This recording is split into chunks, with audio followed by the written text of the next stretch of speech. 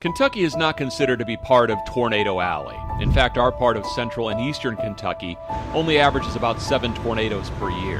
The vast majority of these are the smaller EF0s and 1s. But it's their bigger cousins, the EF2s and up, that do the most damage.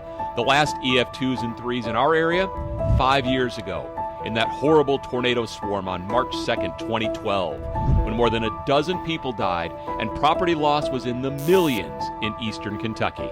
We were the first and only Kentucky TV station to travel to South Carolina and the Insurance Institute for Business and Home Safety and their unique facility that can actually create the wind of a tornado and its effects on a house. These fans and a couple of dozen just like them can simulate the winds of a large hurricane or tornado. They are the ultimate big bad wolf. The Institute built a real house to building code standards similar to Kentucky's inside their wind tunnel to show the effects of an EF2 tornado. That's with winds of 115 to 120 miles per hour. The average Kentuckian's home is not built to withstand severe windstorms. The types of events that aren't uncommon in Kentucky shouldn't tear the roof off of a house, shouldn't cause a house to be destroyed. And yet we see that happen. So what does a 115 mile per hour wind look like, and what can it do? In a lot of cases, it won't. In a lot of cases, you're talking about losses of some wall structure, some loss of roof structure. But generally speaking, you're not totally wiping the slab clean. That would be more EF4, EF5. By the way, our part of Kentucky has gone more than 40 years without an EF4 tornado.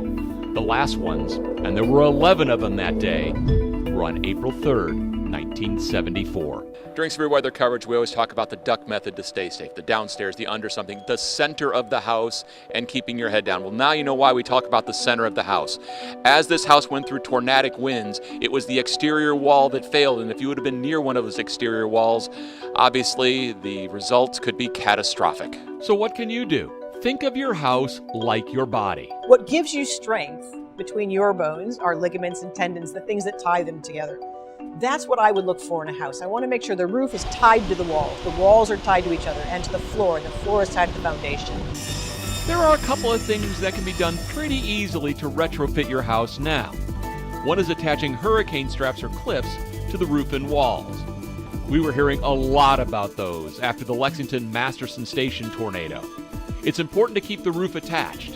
The other, getting a reinforced garage door.